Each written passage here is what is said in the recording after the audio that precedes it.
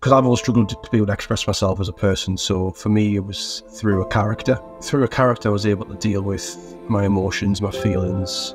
The acting gave me another dimension because I think I've always seen myself as very different. It was good. I always felt I was different. I always felt that I never fitted in with other people. Jealousy. It's one thing I always say, it's the root of all evil in life.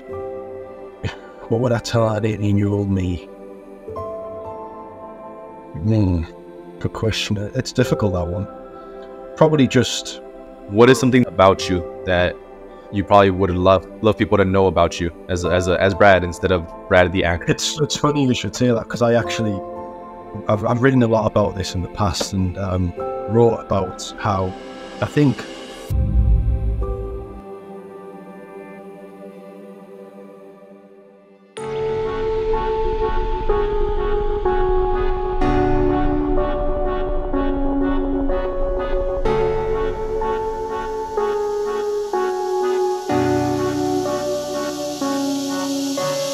I always like to know, for the audience and the people who are listening, to get to know who the person is on the other side of this camera and the person that I'm speaking to. What do people need to know about you? What is the early context that you need to give us to be able to understand who you are as a human and the things that you're doing? Most importantly, what you can lead on to that is, what mission are you on? What do you think your purpose is in this world? Yeah, that's a good question. A couple of good questions, actually. For me, from a young age, I never really knew what my purpose in life was. I didn't really know kind of where I belonged, if that makes sense. It wasn't until I came out of probably studying at university that I really found what my skills were, if you like, the abilities that I had to bring into the real world. And I think that comes off the back of life experiences in particular. Not so much the studying. I just think it's a combination of life experiences along with the study, but mainly the life experiences. So I found the best way for me to be able to, because I've always struggled to be able to express myself as a person. So for me, it was through a character. I think I touched up on this with you the other day, and it was through a character I was able to deal with my emotions, my feelings, how to express and kind of just let off steam, was by almost being a character, but it was actually me. But when people view that, they think, oh, he's a character, but it's actually part of me. And a lot of the film roles that I've done, I've included that as well. And then when I started the acting, because I started out in the modeling, the acting gave me another dimension to be able to express that through, real physical emotion, and how I would portray the character to the screen, to the audience, and how they could relate. So that for me is a big thing. And I kind of, from there, just built on my confidence, and that's kind of led me to where I am. So I'm a very introvert person.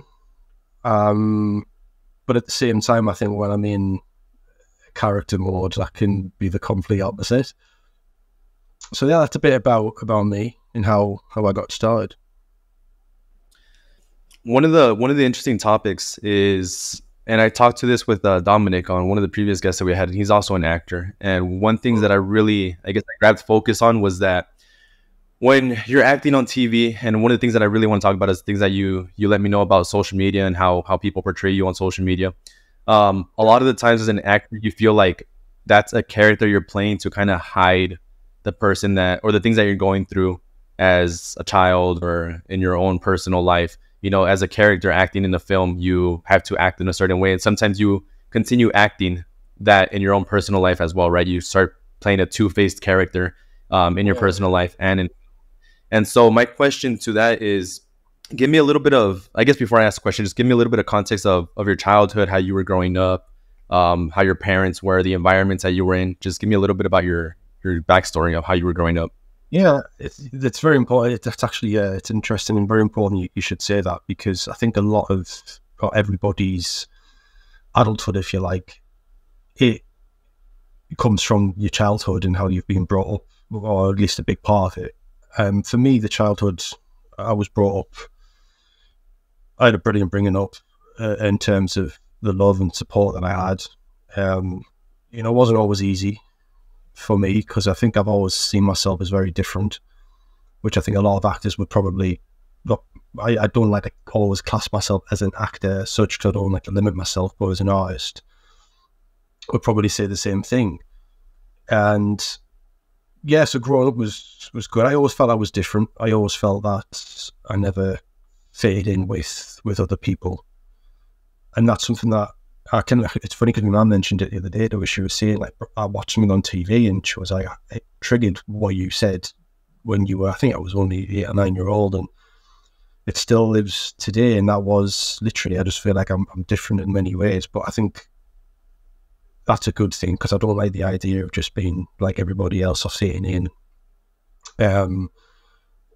Yeah, and when it comes to social media, the way I portray myself, I like to think is very professional. I treat it seriously. I don't abuse it in any way. I use it as a platform of recognition, a platform to be able to showcase myself, my talents, the people that I work with, the professionalism. And that is why I continue to strive to do. And you, just going back to your question there, for me, I never settle until I achieve what I've set out to achieve in this game, which is to be, doing films regularly, working with, top directors, producers, actors themselves, just because that's where I feel I belong. And that's the only place that I feel like I'm actually at home, if you like. That's where my heart's content, that's where my head is. But I'm real, I'm not delusional. I know my limitations, I know my strengths, I know my weaknesses.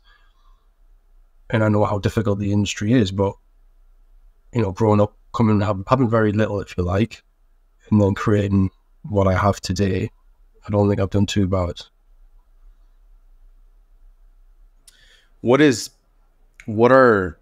Mentioning that, it brings me up two different things that I was always thinking about is what is some of the stuff that people don't see about you on social media. On social media, they always see like the good stuff about you. They always see the bright side of you, the happy moments.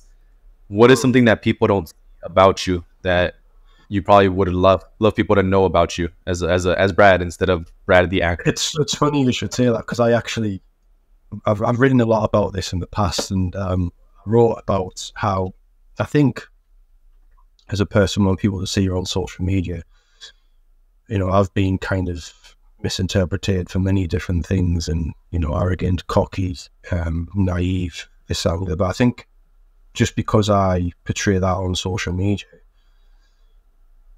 it doesn't say anything at all unless you get to know me. I always say it's about perception, and people always have this assumption that they look at someone and it's just kind of first impressions, if you like. I just say talk to us, and then don't just look at my work and think, oh, this is what he is, he's nothing else, because everyone has a forte, everyone has a career or an industry that they work in. But do you judge them based on that? Would you judge a nurse? Would you judge a doctor? It's no different. It's just because I think you're more in the limelight, and when, like I say, social media, it has its pros and its cons. Like I say, I use mine in a professional environment, but people can be very fickle when it comes to judging people on social media.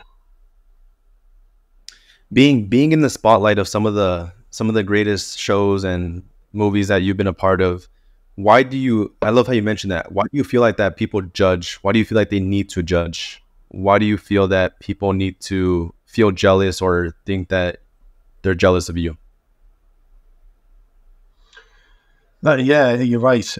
I've had it for years, and I'm not going to use the word hate. I don't like jealousy. It's one thing I always say, it's the root of all evil in life. It can destroy people's lives, because what I portray is a level of inspiration. I try to motivate people with my work, which it does. I've had people who have spoke to me about that. But then at the same time, I've had the complete opposite, a lot of abuse. A lot of, as you say, jealous people who don't like the outcome. But that's all it is. It's just jealousy because you're achieving something, you're doing something good for yourself, and maybe they're not. I don't know. But again, if people look deeper into the way I write, the things I write, what I portray, how I do things, it's a lot more what I would call motivating than anything else. But again, you've got a lot of people who just sit behind a keyboard and or in a computer screen and and obliterate you. But that's life. I just take it out how it comes. Brad, you mentioned something very interesting in what I sent you out to fill me in a little bit about your backstory. And one of the things that I really caught my attention was that when you were going to school, when you were taking the curriculums, when you were in second grade school, that you didn't feel like it was for you. You were confused, and you asked yourself the question of, what am I doing with my life? How would you answer that back then when you were thinking that at that moment? How did you answer that? And then how would you answer that now? Do you have a more clear vision of what you're doing in your life and your career? Without a doubt, the clearer vision. Again, it goes back to life experiences. So kind of in school, I was always very much the class clown, if you like. It probably leads on to where I am today in terms of the entertainer. And back then it was great because, you could make people laugh. It was who I was, but then it kind of soon caught up to me with regards to, the academic side of things, because I fell behind quite a lot. And I continued to do that even in secondary school. And then I remember leaving secondary school at the time, and I left with, I think it was something like one qualification. I remember the day when I walked out of the gates, and it hit me like a brick wall, because I just said to myself, what do I do now? Where does life go? I've got nothing behind us in terms of qualifications. I've got no, I had friends, but again, I just felt different from other people. So I kind of felt totally just isolated in that respect. So in my head, I wanted to, because I'm the type of person that I'll never settle for second best in life. And I felt like I had failed massively. So I decided to go back to college, to gain the qualifications I didn't get. Then I went and studied at university. I studied a degree in computing, coding. And then I decided that wasn't for me. So left there and then went back to uni to do a sports fitness coaching psychology degree, which I now have behind us amongst many others. So I think going back, I always say, even to my nieces and nephews now, that it's the most important days of your life is, I think, is school and just and qualifications. In that moment, there's no issue with following a dream, but I never really had that dream. Then I didn't know what my dream was until I left and I did my first ever photo shoot, and I just found something that I felt like excelled in, that gave me a lease of life and gave me a way to be able to express myself as a person, because I find I can be complex in that respect. I don't like to always open up and talk about how I feel, so I try and show that through images or through a character on screen. So yeah, in terms of experiences, without a doubt, I don't think I'd change anything in life. I'm not a great believer of regrets. I think everything in life at that time you do for a reason or happens for a reason. You can look back and think, oh, I wish I had done it differently. Yes, that's fair enough. But definitely not, because I think if I was to go back and change things, would it lead to where I am today? So that's my stance on that. I think you said something very interesting that I feel like a lot of people deal with. I myself deal with this on a personal level, is sometimes we're scared, or we feel like we can't open up, that we feel like we're going to get judged a lot, that people are going to laugh at us. In my culture, it's kind of a weird thing because being a Latino and a Hispanic, a lot of the times People think that by you having emotions or by you, you know, not showing your toughness, that it makes you weak and stuff like that. One, why do you think that you couldn't open up in the beginning? Why were you kind of fearful of it? Now, how do you see yourself opening up? Does it really even matter to you what people kind of really think about how you feel, or how does that take a toll on you? Mine, I think, stems back from mental health. So I struggled massively with mental health from a very young age, and I only realised that when I was diagnosed. I didn't realise that it was something that I actually suffered from until, like I say, I was diagnosed with that. So I used to always struggle and think, why am I different? Why do I feel this way? Why do I think this way? Some people will look back and think, oh, is it like a stigma kind of thing when it comes to males in particular, which, there is an element of truth in that, because I've worked with people myself. I can't say that for definite is the case with me. I just think, because I'm quite open about it, I'll write about it, how mental health's huge because I've gone through it, and since done a lot of work with organisations and campaigns. So for me, yeah, that's, in terms of portraying, opening up, no, I don't, it's a difficult one to answer. I just think that it's probably part of my personality as well.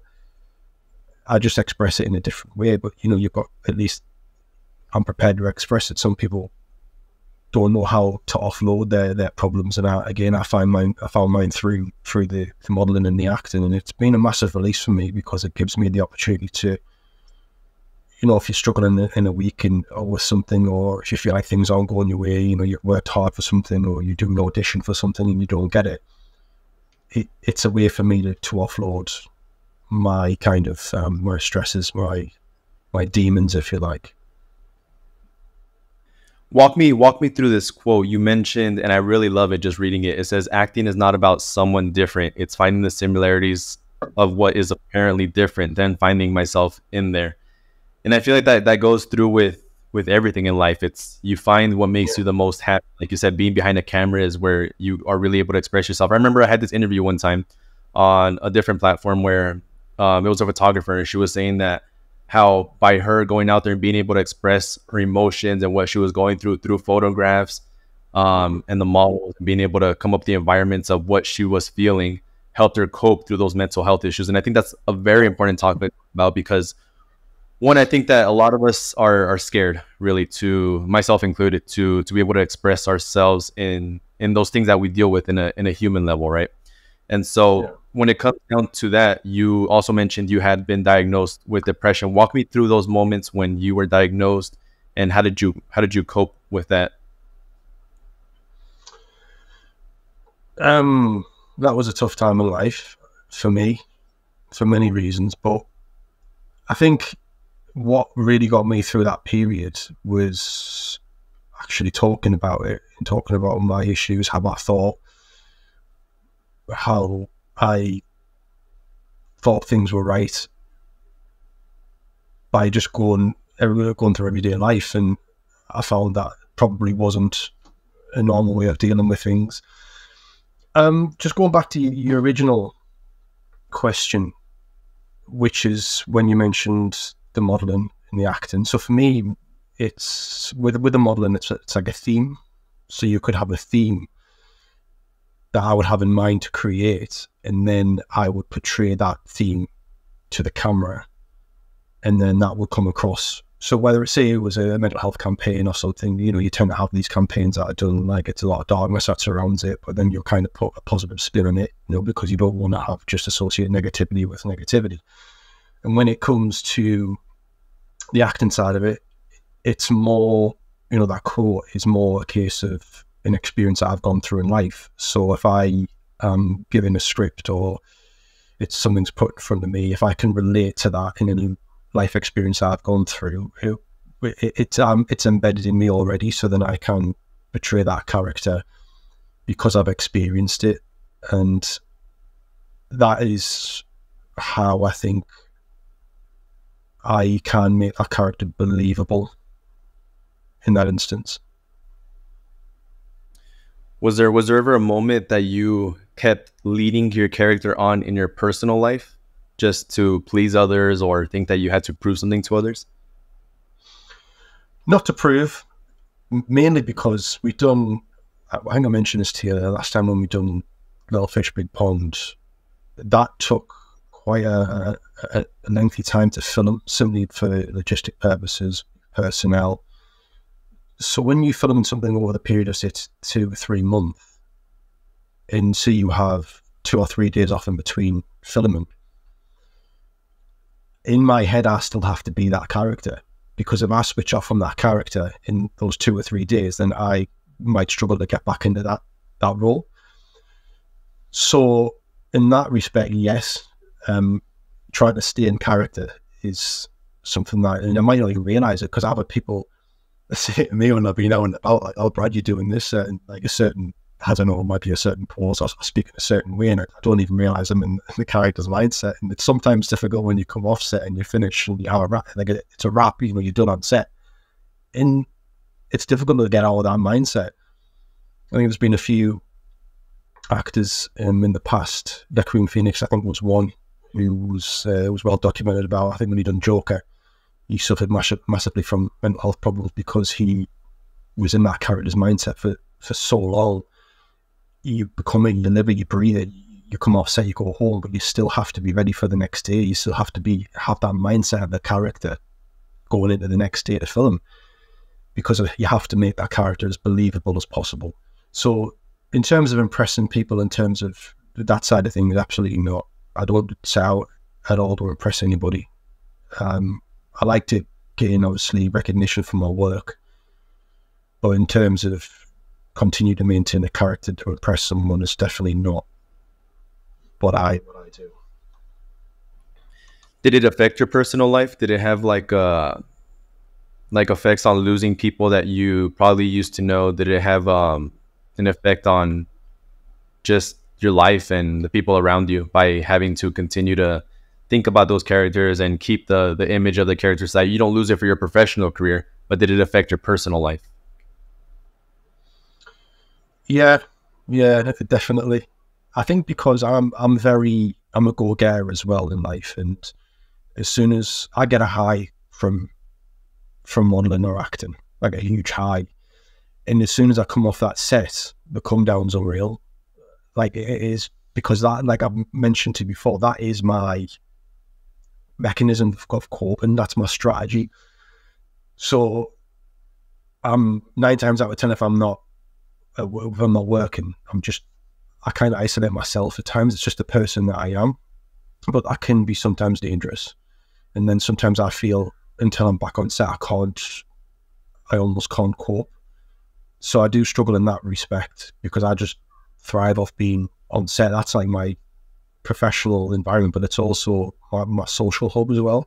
Like, people say you should go out and do more and you don't socialize much, but that is the only, I would prefer to be on set acting than going out with friends or going out and doing this and that, because I get more from that.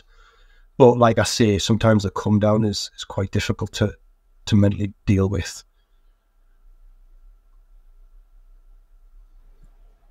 How would you define success? How would you define your own version of success? And a lead up question to that one is, how do you define happiness as well? What is happiness to you?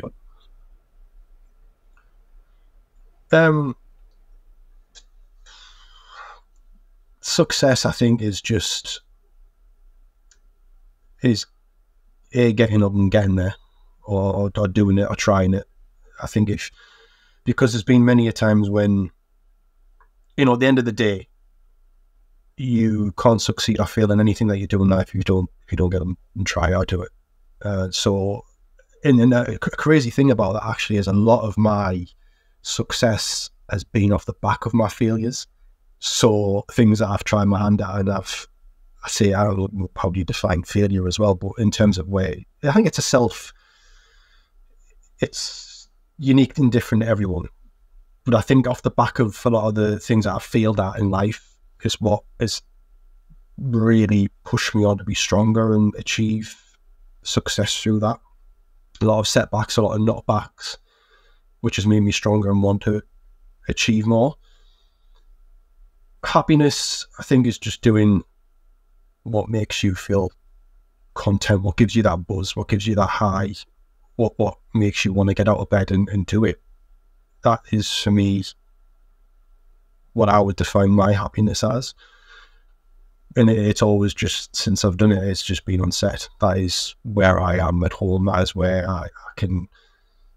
I'm not the most extrovert as a person. I can be, but I'm quite introverted. And you put me on a set, and it's almost like,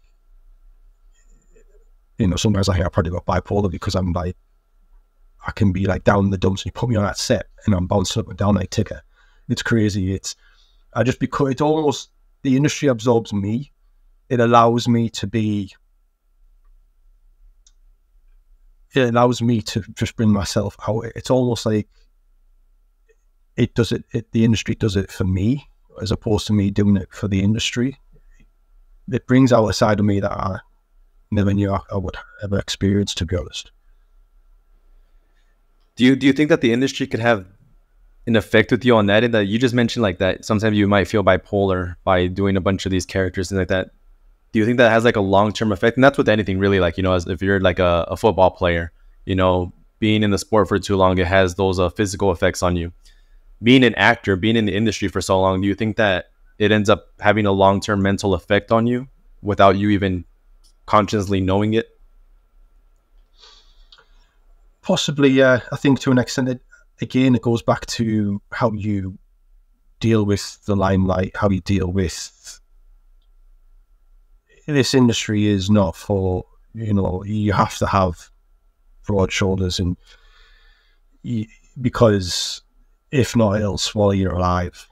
That is just fact. You have to be prepared to step outside your comfort zone and not be someone that you're not, but you just have to be prepared for everything and anything, because if you show us any sign of weakness, it'll be just taken advantage of to an extent. And I think, again, go back to the likes of the social media and stuff like that, because you're in the limelight, it's always going to be difficult. Again, it's just how people might look at you and portray you. And then I've had it before from different people, like touched upon it earlier, and people will just think I'm this, that, and the other. But I'm actually the total opposite. I'm quite a down. I am a very down to earth guy. Probably one of the most genuine people you ever meet. And people just look and think otherwise, oh, he's cocky, he's this, he's that. But that is not who I am. But those people that know me, they know that, and those who wish to give me the time of day would find that out. What do you think about the most? And why I ask that is, like, what is something that you are constantly thinking of every day, maybe a worry that you have in life? What do you think about the most? My personal success story. Achieving and living it every single day, which is being on set, which is working on character building, working, finding myself more in a character. Building rapport, relationships with, you know, with people that have that understanding of me, because like I said, I've always found, in terms, I'm just different. You know, a lot of people might struggle to understand me as a person, but I think that's because if I don't click with someone, then I'll instantly just close off.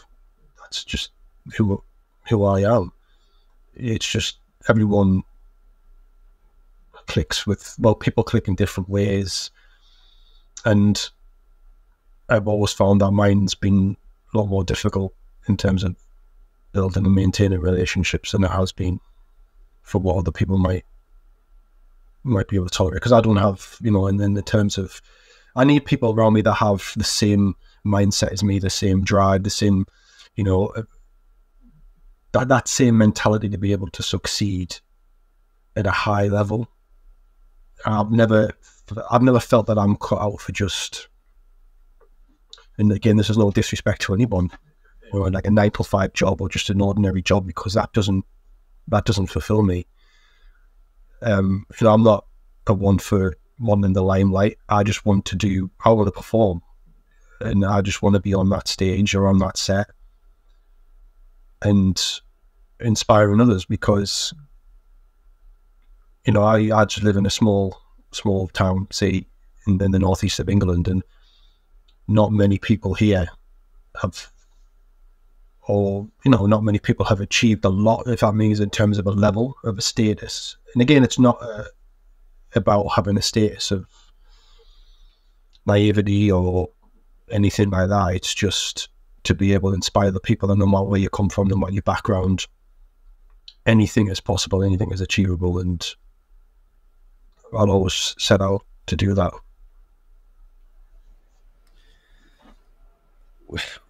Based off of everything that you've gone through in your career, in your acting career, what would you go back and tell your 18-year-old self, if you can go back and change one thing or tell yourself one thing, knowing everything that you know now? What is that one thing that you'd go back and do? God damn.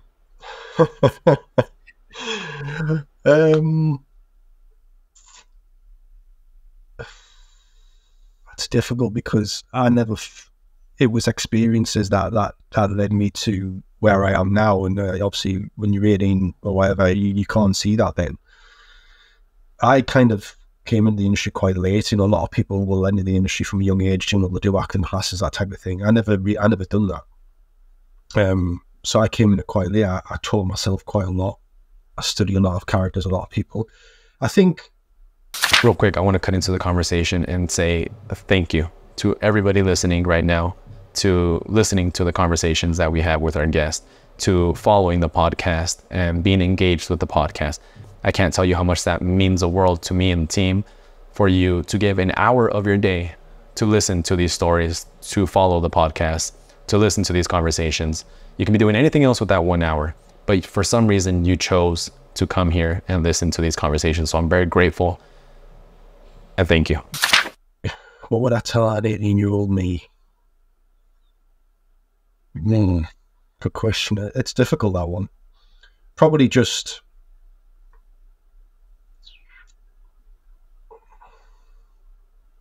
I don't know. It's difficult to answer that one. Very difficult question. It is. I could possibly come back to that. It is difficult to answer, because I think about it and it's like, well, I don't think you should change anything. I don't think you should go back and change anything, because that's what built you to the things that where you're at right now, and the character that built you to the person you are now. Now there could be some things that you may regret, and that was going to be my follow-up question to that. Is there anything that you do regret doing or not doing? I don't regret anything in life. I've never believed in regrets, because if in life at that moment in time you had a reason or a motive behind everything that you've done, and you've done it because at that moment in your life it was either a defense mechanism, it was a retaliation, it was something. Yes, we can look back and, like I said to you before, like, we could have approached things differently, but everything in life leads on to another thing. And I'm a great believer in whether or not it's a negative thing or a positive thing, you have to always try and take a positive from a negative. One thing that I learned from a very young age, and I say I learned, mainly picked up from other people, was the power of negativity. And then I've always kind of tried to think, like I said there, I always try and take a positive from any negative.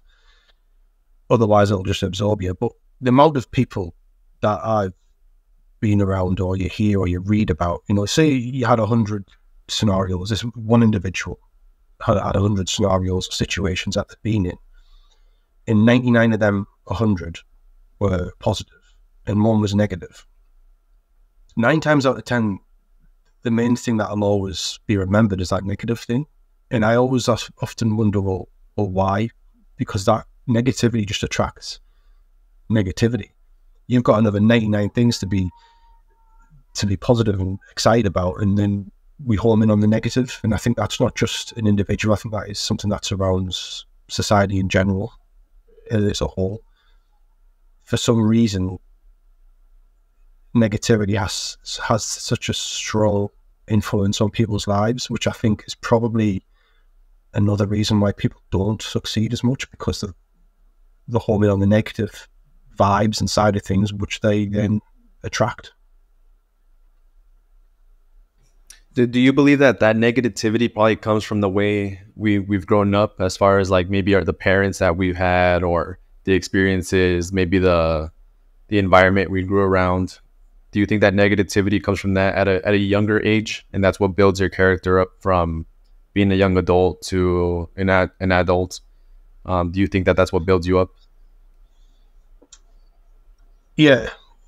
So for me, I think, again, when I go back to it, I had a lot of, I've already explained it, going through school and stuff like that, and growing up, I didn't really have much to shout and scream about, but I made something to shout and scream about. So and that example I've just given you, mine was probably 99 negatives and one positive. But even out of that one positive I created, where am I now, which is the positives outweigh the negatives. And I like that, because it is, and it is all mindset, because I'm thinking about just everything.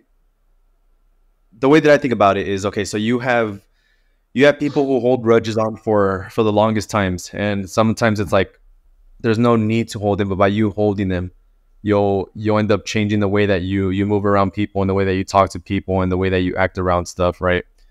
Just by holding that one grudge that doesn't matter. And so my question to you would be exactly that. Would it be that, is there any grudge, anything that you hold to yourself, maybe a negative thought that you have that you've been holding on for a while? And the answer may be no, but if you do have something that you're holding on to, what would happen if you were just to just let it go and just not worry about it anymore? Would anything change? Probably, my inner confidence, to be fair. And I know that sounds crazy, because a lot of people, again, will look at me and think, he does this, he does that, he's such a confident person. But, when you're on screen, you're a character. You're not necessarily you. And as soon as I come off that screen, it's like that. I go from that confident person to someone that's totally absorbed in probably you're like someone who just doesn't believe in themselves. All I believe when it comes to the main thing that I believe in when it comes to myself is my ability to perform as an artist.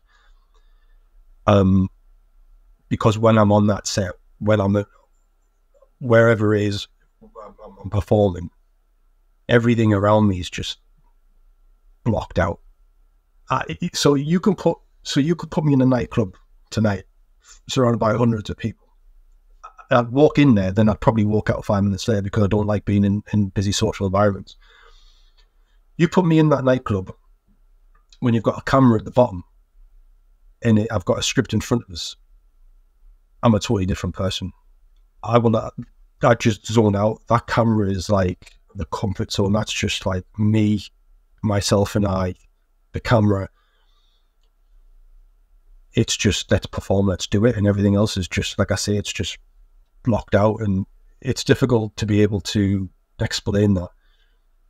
But again, there's a few people in this industry who have actually said that themselves. That David Gandy is well known for quote saying that.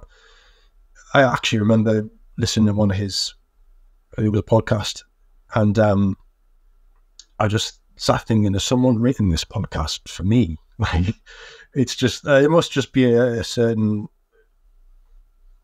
thing that a performer has, and that's how I deal with life. I remember shooting once in London.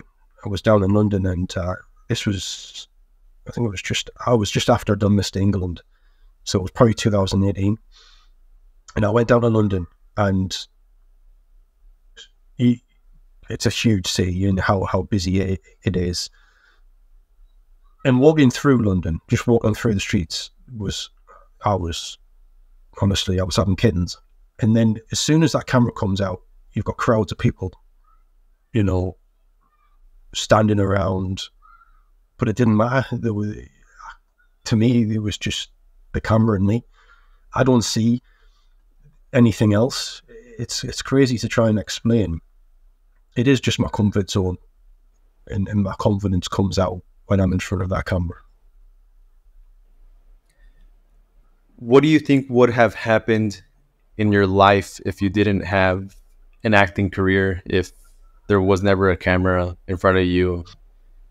Where do you think your life would have gone? I've thought about this many times. And because in life, the only thing that I've ever found that gives me anything in terms of satisfaction and happiness is this industry. I don't know.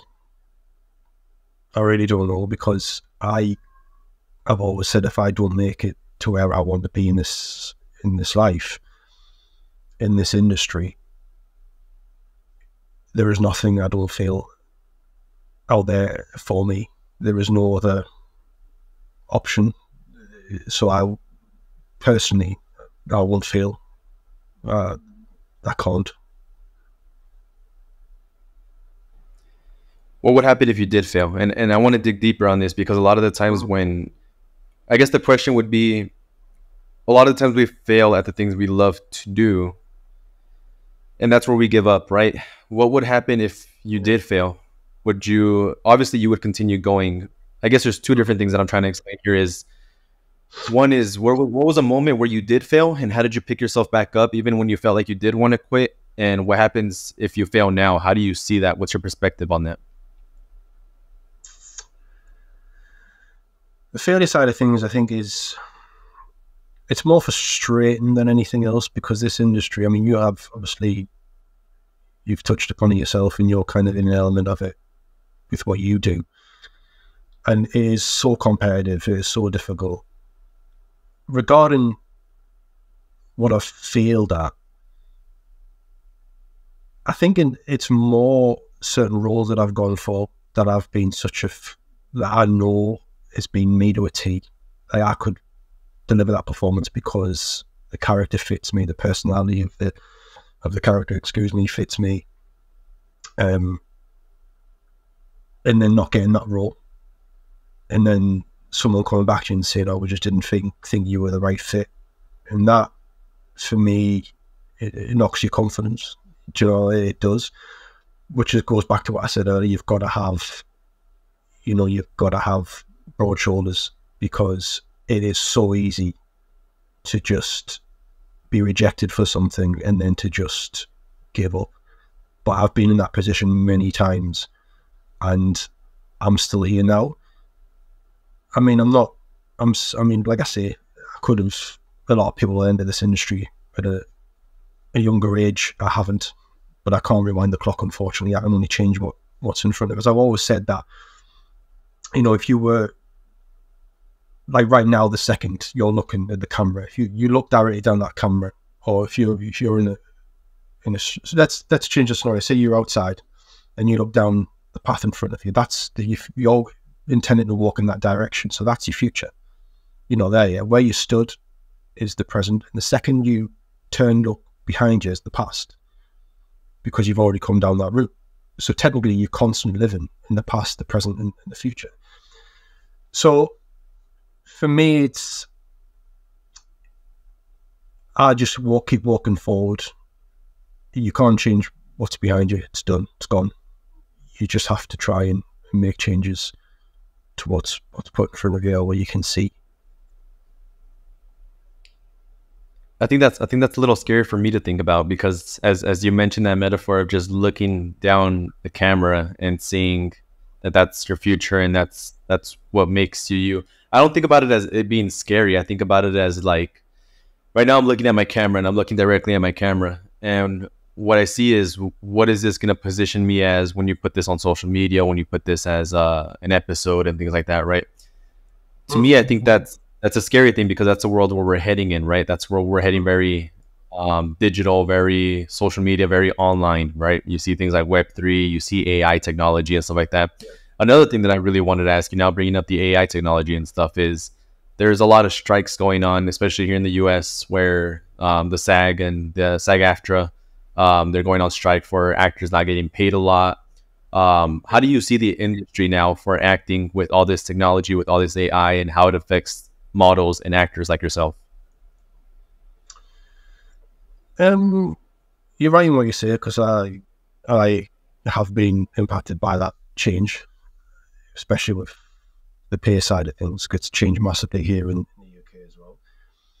However, I think you can look at it two ways. You can either look at it, and it's almost like you can liken it to, you go online, e-commerce to go and buy clothing items, and then you've got all these high street shops that are struggling to be able to maintain. It's the same thing, and it's like anything, because the world's developing, science is developing, technology is developing. You'll always have that question in the back of your mind. But for me, you always have AI and always have cinematics, but you'll never replace an actor's performance. It's what makes a film. It's what we all relate to. If you watch an actor's performance and that performance gives you any sort of emotion, whether or not it makes you laugh, cry, whatever, that's relating to the character. That person is a good actor because they're doing what they're intending to do. So I don't think that can ever be replaced at all. I think you've got to have that human interaction and that human level of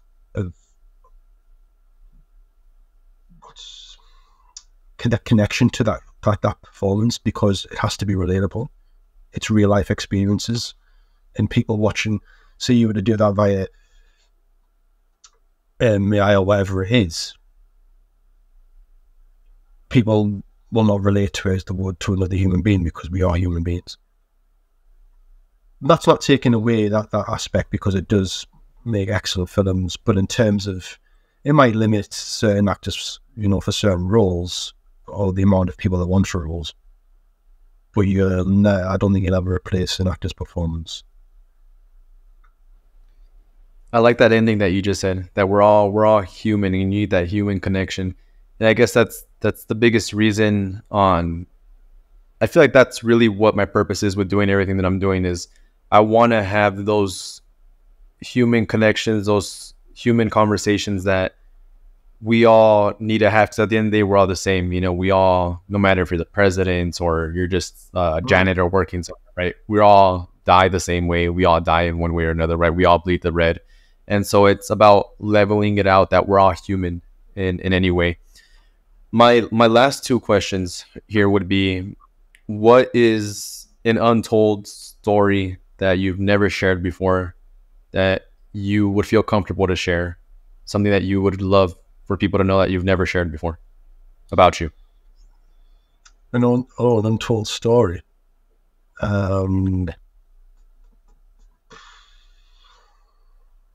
Yes. On the spot, I like it. I'd have to think of that one. How much time we got? I mean, you can take your time to answer it, or think about it, because the next question is our closing tradition question. And our closing tradition is we usually have our previous guest leave a question for our next guest, not knowing who the next guest is going to be, right? And I love the question that they left for you, because it fits you right on the spot. And the question that they left for you is, what was the last creative thing that you did for yourself? The last creative thing.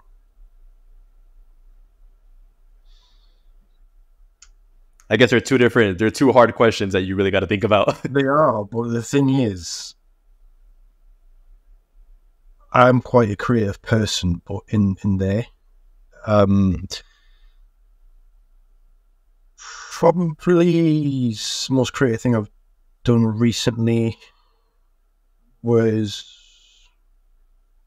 write my own short script and performed it the way that I would love to perform in my head, how I would, without having, someone come up here and say, this is how we want the character to be, this is how we want you to portray it. It's just written how I would write it, written how I would perform it, and how I would portray that character. So yeah, probably that. Do you feel like that by sharing your own stories, creating your own characters, that's a a reflection of the things going on in your mind. And I think that's always an awesome thing, because a lot of us, we have a diary, right? As writers, we write stuff on there. We write poets. We write. We show our emotions and stuff through photographs. As a filmmaker and an actor, I think it's exactly the same thing. And I want to see your perspective on it, on how that helps you by writing your own stories, by creating your own characters. Is that a reflection of the thoughts that are going within you? Absolutely. Absolutely. Also, as well, it's the best way to learn, because if you're, it's like anything. If you're studying for an exam, you're gonna learn. You're gonna study it, and if you don't study it, what's your chances of being successful? What's the chances of coming out with a grade A? You know what I mean? So I always like to be diverse in characters building. So I don't just want to be known as this kind of action type actor. I want to be diverse, so I want to be able to do everything. So my personality allows me to do that. So I do like an action film, I like a horror film, I like a comedy. But what I'll do is I'll write it in my own head the way I would perform it, and then I'll act it out to be able to showcase that I can do that. So it's like my creative mindset, what I believe, how I think in writing, and then in the performance. Would you have an answer to an untold story? Were you able to come up with something? It's, when I say an untold story, it's probably one of the most embarrassing moments in my life, but probably one of the funniest. So it actually goes back to when I shot in London. So I was in London with the photographer, and the kind of theme of the photo shoot was very much Vogue, the way it was done. And I remember on one of the shots, I was asked to, it was like a big kind of rolling pillar, if you like, and I was asked to perform a certain movement around this pillar, and as I raised my leg, the seam on the inside ripped from the groin area all the way down to the knee on the inside of the leg. So obviously, again, my kind of personality character, I just thought, who cares? Let's just go with it. So what we've done is we actually done and created a photograph out of that by just using it as part of being creative and different. And then I remember walking around London after the shoot with this big rip inside my leg. Who cares? That's hilarious. That's hilarious. And I love that. I think, man, creativity has, you know what I mean? it's crazy. It's funny because I think creativity has such a strong impact in our deep emotional levels. Like, art is really in everything. And I think we've talked about this in that previous recording we did about like 2 years ago, is that, art, you cope with art. And it's really interesting because the guest that left that question for you, he runs a nonprofit where he has, where he takes art to like hospitals and kids that have, that are struggling with certain diseases, and he helps them cope with it through artwork. Right. And it's very interesting because he shared a story where he said that there was a kid who painted, all he asked for was for a blank canvas, and he asked for paints, a black paint and white paint. And what he did was he painted a whole canvas in black with a white balloon in the corner. And that just gets you thinking of how strong creativity and artwork is, because it's such an expressive mechanism that you're able to just, I mean, it really does save lives. That's why I asked you that question earlier of like, what would happen if you didn't have a camera in front of you, if you weren't acting, because it does have a strong impact in how you navigate your life. And it's a really crazy thing. It does. It is very interesting. And it's interesting, again, perception, how each individual's minds work.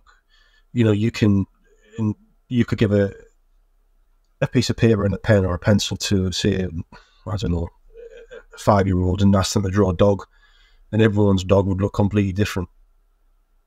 So it's just the creative mindset and how we perceive things. I love that. Brad, what would be a question that you would love to leave for the next guest, not knowing who the next guest is going to be?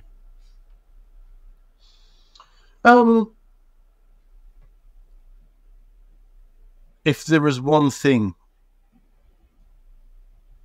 in life that you could do to make a change to the world, what would that be? What would that be for you? That's interesting. I think I've already answered that. It's to obviously inspire people, motivate people through my work,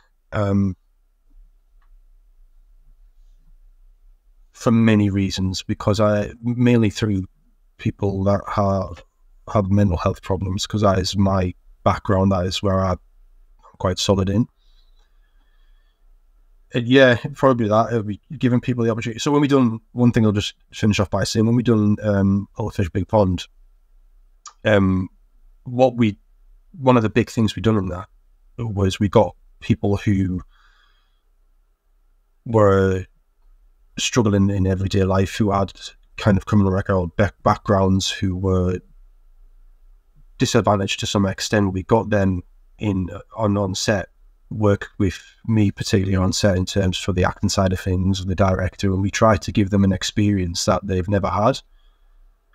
And it's just, I mean, don't get me wrong, it was challenging, but it was rewarding, even though you could always look back on things and say, oh, we could have done that better. That's by the by now, but the fact of being given people another avenue to be able to go down, to see life for it's beautiful, what it can be. Life is exactly what you want it to be, and that was just what we wanted to do. I love that. I think that that's going to be like my biggest purpose and my biggest legacy with this conversation, is to make sure that we all have a purpose that we want to leave. We all have a way of doing things that we're doing it because we want it to have an impact in people's lives. And so this is definitely something that, I mean, it's crazy because I had a lot of different people that listen to the podcast. I recently just went to an event, and I had people tell me that they listened to a certain episode, and the guest itself, some of the people that I interviewed were at the event, and they told me that they had people come ask them questions about their story and things like that, and that they were able to connect to them more. So I think that's the biggest goal in life for myself, is to be able to have these stories shared, to be able to have people resonate with other people. Because at the end of the day, like I mentioned earlier, we're all human. We're all just regular people. Yeah. So it's nobody's bigger than the other, nobody's smaller than the other, right? And the more we realize that, the more we're able to be able to express ourselves, to be able to open up more, right? And I feel like that's one of the biggest key topics that we had today was in this conversation, was that we're always afraid to open up because of what people might think or what people might say about us, right? So Brad, I really appreciate you coming on here and sharing your story and being able to connect again and just being able to share. Can I ask you one question before I let you go? Absolutely. Let's reverse the rules. So, you mentioned before about, with AI and what have you and all the rest of it, that is right, kind of very powerful in films and what have you. Now, if you had the choice to sit in front of a robot or a human, what would you pick? Oh,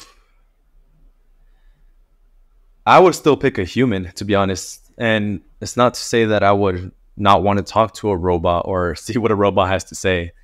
I'd pick a human because a human lives life. A human has experience and a human has emotions, where a robot is just, it's a computer. It's computerized, and it's inputted data, it's coding, it's all this stuff that it would only give you the information that you're asking it, without having any true experience. Like you can say, one of the interesting things that I listened to yesterday, I listened to one of my favorite podcasts, and they had a guest on there where he was saying that he hates the question when people say, I understand what you're going through. The reason why he hates that is because you never really truly understand what somebody is going through, even though you've experienced it yourself, because everybody has their own version of going through something, right? And so I would definitely pick a human to talk to, because a robot can just give you the basic, very general information without having their own experience to it. And I feel like that's what is needing to be captivated more, is that raw emotion experience. Yeah. Yeah, I think that's very interesting, because it kind of goes back to the question that you asked me about, with regards to the acting, because I just don't think you can ever replace being able to relate to a human being. Yeah, you can't show the same expressions, and it's really cool. And I really love talking to you about this conversation because as an actor, you make the character in the way that the character is supposed to be told through the story. But the reason I think that people hire actors, and the reason that we're still hiring humans in general is to do this stuff and not like AI images and stuff like that, or AI technology, 3D models, is because you bring your own flavor and taste to it based on the person you are. That's why people do auditions. That's why people do these castings and stuff like that, is because they're looking for the person that, yes, can portray the character in the role, but that can also add their own twist to it because of the person that they are as themselves, right? And I think that's just a beautiful thing. I don't know if you see it the same way, but I think that's super amazing. Yeah, I think as well. I think if you were to just eradicate, say there was just you and the rest of the human population, well, I have to not use the word human, the rest of the population was robots, I think you'd go insane. Or anything for that matter. I think you'd probably just it'd be super, super scary. You know, everyone needs someone in humanity, I think. If you like this conversation, make sure you guys follow the podcast on Apple and Spotify. Make sure you guys subscribe on YouTube.